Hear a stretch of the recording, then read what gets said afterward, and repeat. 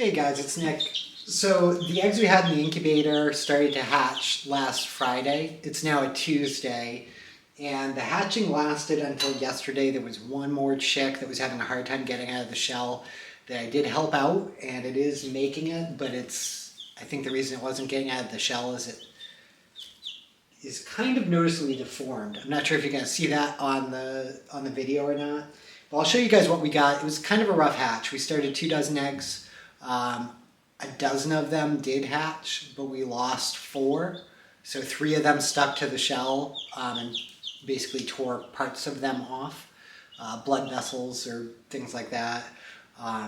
One just didn't make it after the fact, didn't adjust well, not sure why, but it didn't seem able to swallow.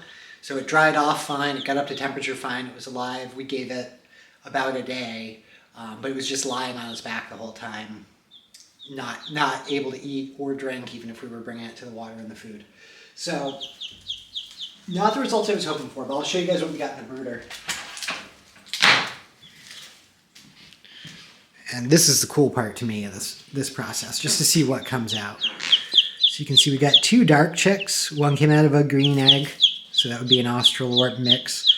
One came out of a brown egg. But the interesting thing is the deformed chick, which is this one right here, and it's kind of hard to tell through a camera, but if you watched it for a few minutes, you would just see that, yeah, you can kind of see it's awkward. It's the way it walks side to side. It is not very graceful, but it'll be our special chicken if it makes it. We're going to give it a chance. But that one also came out of a green egg. So this is showing you the variability when you're mixing breeds, because the father was mostly white with a little bit of red barring on the wings.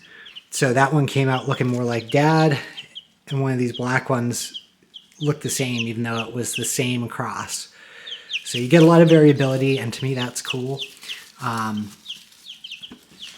What I think I'm going to do, because if we had gotten a dozen chicks, I was actually expecting to end up with probably like 13 or 14 chicks, something in that ballpark.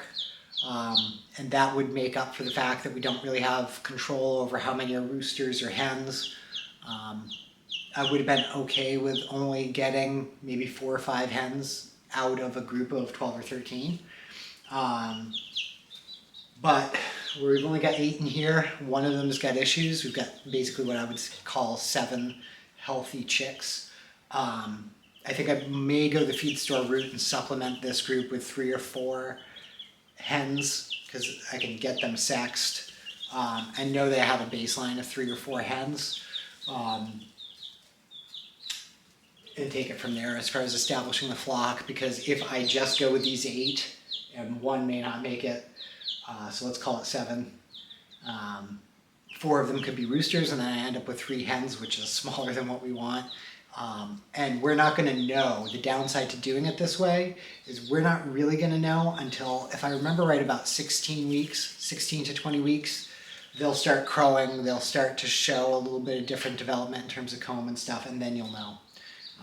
But we won't know till then, so I don't really want to wait until September, October to figure out that we ended up with a bunch of roosters and we don't actually have a laying flock. So I'll keep you guys updated. This will be an interesting project. We'll see what they all turn out to be and how they do. So stay tuned. Thanks, guys.